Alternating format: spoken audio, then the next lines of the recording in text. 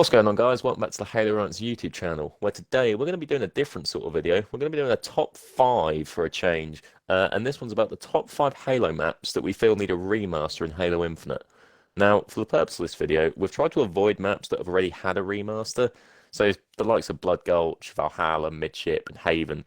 These are all classic maps, and I mean, they've appeared in multiple Halo installments, so we've sort of tried to stay clear of those. We've also tried to include maps from the array of all the Halo games, just to avoid any favoritism, because if not, this would just be Halo 2 and Halo 3. But be that as it may, we still feel that these maps definitely warrant a place on our list. So, let's get into it. Coming in at number 5, we have Gephyrophobia. Halo Combat Evolved was a new venture for Bungie, and with limited games to reference, they had a lot of experimenting and trial and error to do for the multiplayer in Combat Evolved. Despite this, we feel Bungie nailed this map with its 2 long central straights, which result in some mad dash, warthog and ghost runs, especially on games like Capture the Flag, while you're also being overlooked by 2 narrow ridges either side with multiple snipers everywhere, causing some intense sniper duels to kind of dominate and control the top of the map. No game has really come close to what we saw in Combat Evolved in terms of the scales in the multiplayer, and with Infinite we feel we could see this sort of scale return, especially in big team and modes like that. And we definitely think bringing this map back, this forgotten gem from Combat Evolved, would be a great way to introduce that sort of scale back into Halo, and maybe as well give it a better name, because I hate pronouncing the name of this one. So coming in at number 4, we have the map Skyline. This is one of the more recent entries into the Halo universe. This map is a close quarters map set above the city of Mindoro, and it is designed to be a more fast-paced, chaotic game. This symmetrical map has clearly taken inspiration from COD's 3-lane multiplayer map system, like that sort of style of engagement.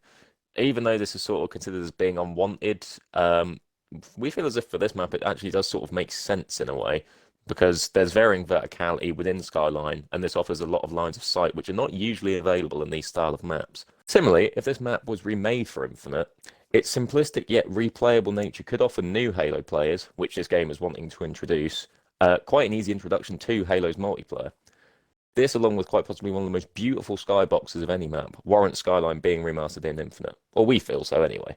Coming in at number 3, we have ONI Sword Base from Halo Reach.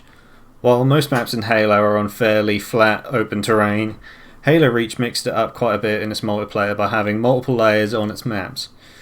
Sword Base has a defensible top layer with various stairways and grav lifts giving access to it.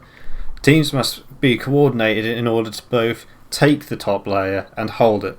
The gameplay on this map could also benefit from the new grapple shot in Halo Infinite, providing a way to quickly climb and access upper portions of the map and giving new pathways in the central atrium. The map allows for quick switches between long and short range engagements, with the long narrow central corridor bridges connecting to tight rooms with limited cover and concealment. Overall, we feel ONI Sword Base is a wonderful iconic map from Halo Reach, and we would love to see it in Infinite. Coming in at number 2, we have Terminal from Halo 2. A well-known classic from Halo 2, this map sees a lot of high-risk, high-reward gameplay, with the power weapons, including the Energy Sword and Overshield, being on exposed positions on the rail tracks, with a fast-moving train that occasionally flies by, destroying anything in its way, whether it's a player or a vehicle or whatever. The train introduces a greater focus on the environmental side of Halo's multiplayer, which has sort of faded away in the newer titles, and this would be nice to see return in Halo Infinite. The highly urbanized setting would also be quite nice to see in Halo Infinite, as it would break up the monotonous Forerunner structures which we're going to see a lot of in that game, considering we're on a Halo ring for what appears to be the majority of it.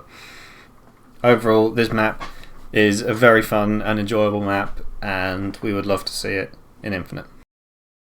So, before we get on to what we feel the number 1 map is that needs to be remastered on Infinite, we've got a couple of honourable mentions. The first of which being Sidewinder. This big team map is set in a beautiful snowy terrain, but to be fair, we felt like it didn't make the list because of its spiritual successor, which this being Halo 3's Avalanche.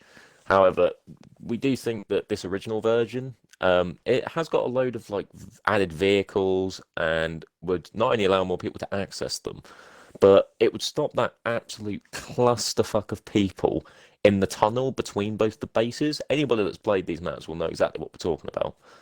But again, it's an absolutely gorgeous map, one of the classics, but it did just narrowly miss out because obviously it's had a remake. That is why it makes it onto the list. It's not a remaster, it's a remake, Halo 3's Avalanche. But yeah, it was unlucky to miss out. Our second honourable mention is Sandtrap. Now, this is another classic map, once again known for its large-scale battles.